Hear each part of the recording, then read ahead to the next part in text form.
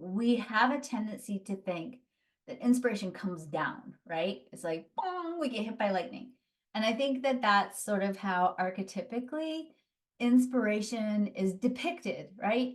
You were in the shower, all of a sudden, dunk, an idea drops in. It can work that way. I'm not saying that it doesn't. That is, to me personally, a little bit different than inspiration.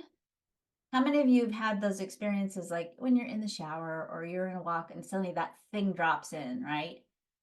And it's oftentimes it drops in and it doesn't, it almost drops in a different voice. That's source talking to you. And when you're like, oh, and it takes your breath away and you get really excited about it, before your monkey mind kicks in and is like, what are you thinking about? You'll never be able to do that. Like that little minute before you start to doubt yourself, right? That's the voice of source. I don't technically label that as inspiration. I label that as divine imperative, right? You get marching orders from source.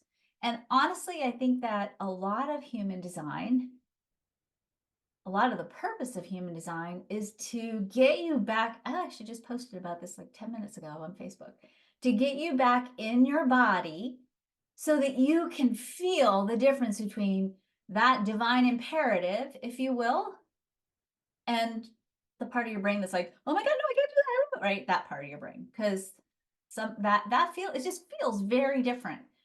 And I think the more deconditioned you become, the more you can actually trust that voice, right? You don't second guess yourself and your ability to follow that voice.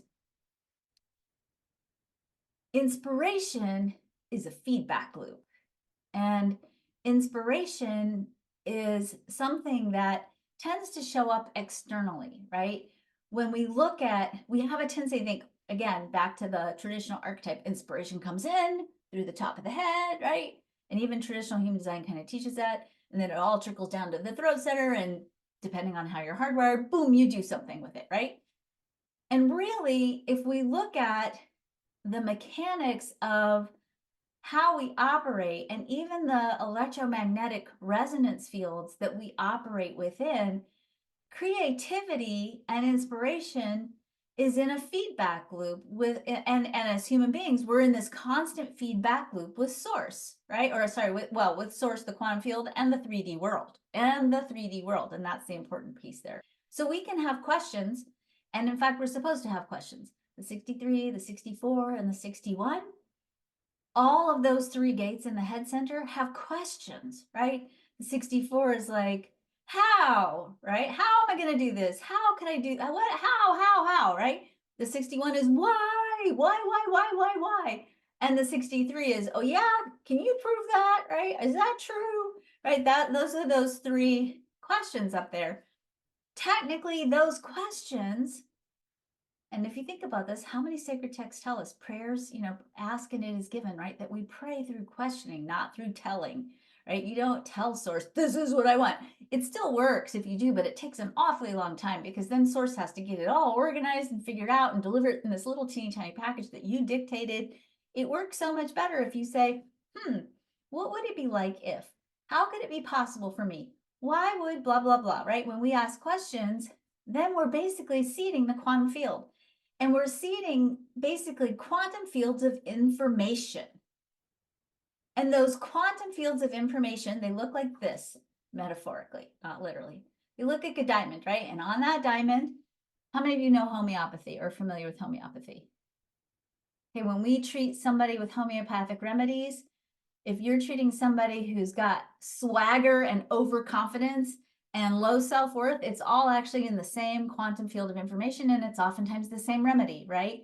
Because it's all the same part or a part of the same story, right? So we ask questions, it taps into possibilities that are kind of organized in these quantum fields of information, these aggregates, and depending on the story we tell about ourselves, I'm worthy, I deserve to be supported, I'm ready to be loved, the fulfillment of my life purpose is exciting and I deserve it, right? When we tell a good story, we are holding a specific vibrational frequency, and that frequency is going to call in, because that's how we calibrate that electromagnetic resonance field in the G center and the monopole.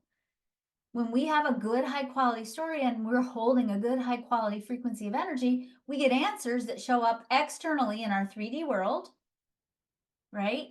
Externally in that 3D world that are in response to our questions. Now, here's one other piece to think about. Going back to that voice in your head, your brain is a 3D phenomenon. It's an actual physical thing. Like if we took off the top of your head and we can get in there and give yourself a brain massage. It's not a great thing to do, but don't do it, but you could, right? It's a 3D thing. It's an organ in your body. It's already what we call a collapsed quantum potential. It exists already in the physical form. When it is thinking, it's not doing some airy-fairy thing. The process of thinking is a biophysical phenomenon. It takes neurotransmitters. It takes the movement of things within your body. It's a chemical reaction. It's a material 3D thing.